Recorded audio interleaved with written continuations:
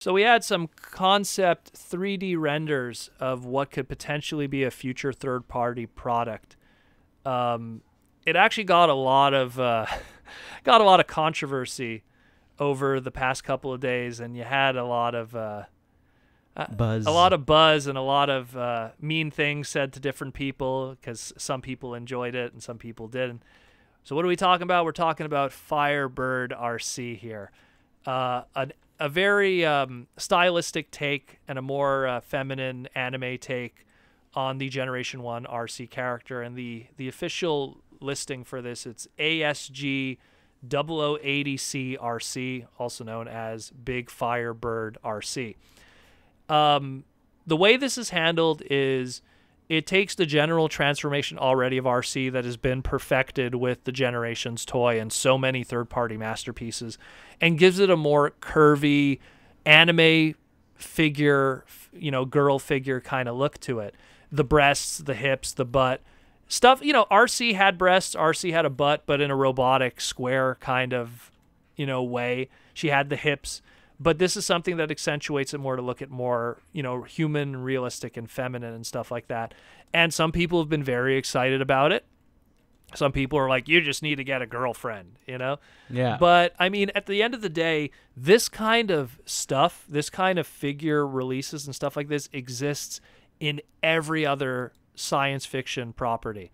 There's, whether it be Evangelion, Gundam with their Gundam Girl line. I mean, man, like Gundam Build Fighters, there's a whole bunch of model kits that are just dedicated to busty characters in the Gundam robot armor pieces, based on whether it be the Gaien or the Zaku or GMs. I mean, just type Gundam Girls, like that whole genre has existed for 3 decades. Yeah, so pretty much. It's pretty much the first time Transformers has encountered something like this, where it's something that's a more chesty, again, made for the male gaze audience. And, America will be America, and people are always easy to be offended. And that's the reality of things. So, I mean, if it's not for you, it's not for you. But here's a reality. It's a third-party product, and it's made on that other side of the ocean. You know what I mean? And it's made for that market. And that market's going to be buying it. The fact that we're seeing this at all is because of our globalized way of how we get every piece of information and product told to us literally the day of, That's the one thing that I think people tend to forget, is we get tons of information and product and news about products that'll never see American shores officially outside of it showing up in the mail. Yeah. This isn't like this is something that is going to be on the shelves at Toys R Us or Walmart, and some soccer mom is going to freak out or whatever. This is something that's made for, number one, it's third party, so it's right away 100% adult market, because it doesn't pass the safe. Yeah, little Timmy's not going to be like, "Hey, mom, can I have $100 for this?" Although I've seen that, but there's a commercial for that. Daddy, can I have $48? No, and she's already in the wallet. Yeah. But that's why, like, this is look. If it's not for you, that's cool. It's fine. There's plenty of Arcee figures that'll probably meet your demands of what you feel an Arcee figure should be in terms of, I guess, show accuracy or Fluoro design. If look, this is a stylized Arcee. There's been stylized Optimus Prime toys. There's been stylized Hot Rod toys that are muscular, that have a very beefcake kind of look to it, as I like to say. I think for this one, I think the stylized section that I'm looking at is that she has a shield now with the sword. Yep. And then the backpack thing is there, but it's more like a cape kind of thing. And then the most specific thing I'm looking at with this is she kind of has like these two, how do I put it? It's almost like ribbon, like like lace on the side, like coming off of the top back of her lower back.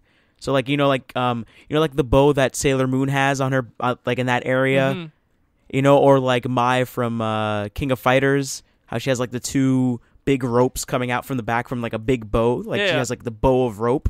So it's like that's what the vibe I'm getting with that particular with this particular one. Some people were pointing out also, like looking at the color concepts, how like there's almost a lingerie kind of aesthetic to it, because she has like the straps going from her thigh going to her to what would be probably like, let's say pull-up stockings, but obviously that's not the case here.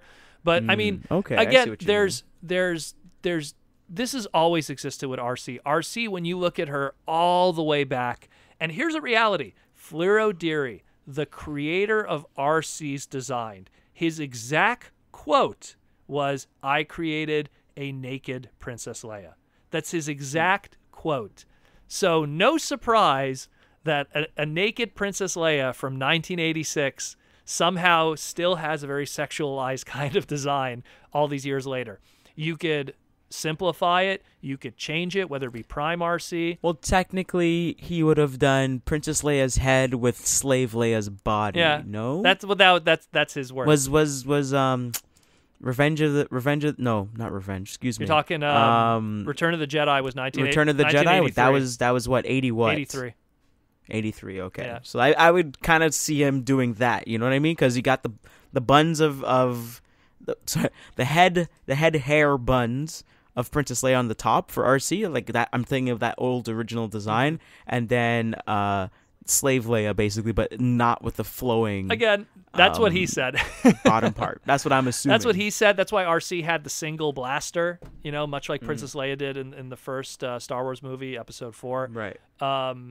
New Hope. But the point is that, like, again, we've had a lot of different G1 characters from the male side that have had stylistic interpretations, and those two, I mean, it really depends. Like I would actually challenge the individual and say, how would you sexualize a male Transformer character in a figure form, right? And it's something that you could say, well, you make him look more muscular. You make him look, you make him look more tougher. Like I'm really curious what that answer would be, because Arcee and a lot of female Transformer characters, their designs always invoked stuff of female clothing, and because the difference between a male and a female in Transformer culture for the longest time was that of a female shape and a female form, it's just been like that, and Arcee has always been that character.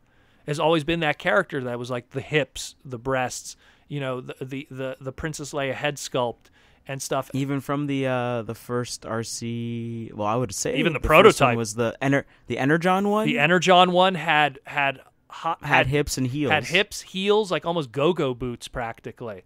You know what I mean? Like that's always been in the character's history.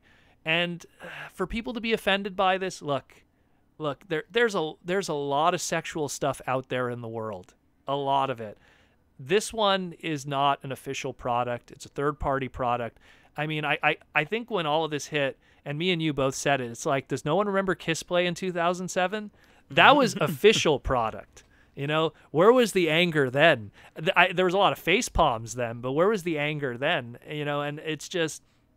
And even then, Kissplay was something that was created for the Japanese market only, and was aimed at the Japanese adult market specifically. The guys that go to Wonderfest, the guys that buy those Shinji mangas.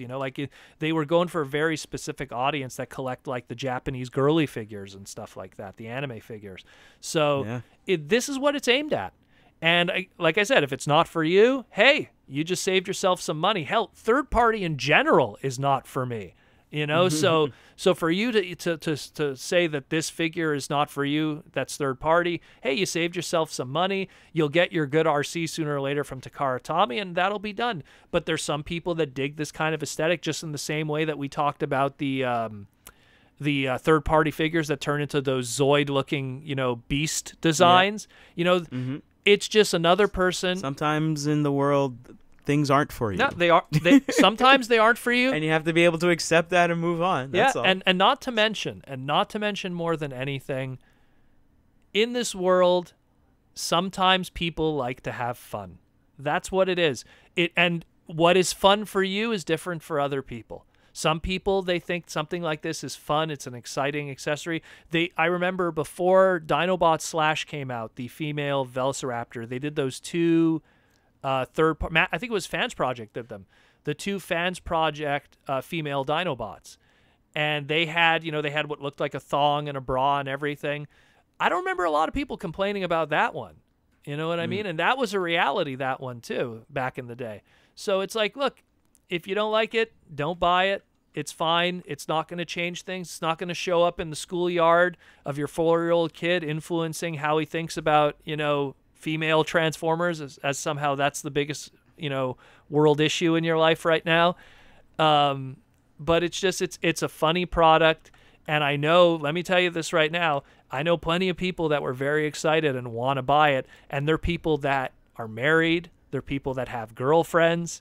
So it's not something like, oh, you need to get a girlfriend. It has nothing to do with that. They have beautiful wives and beautiful girlfriends, but they just like the art.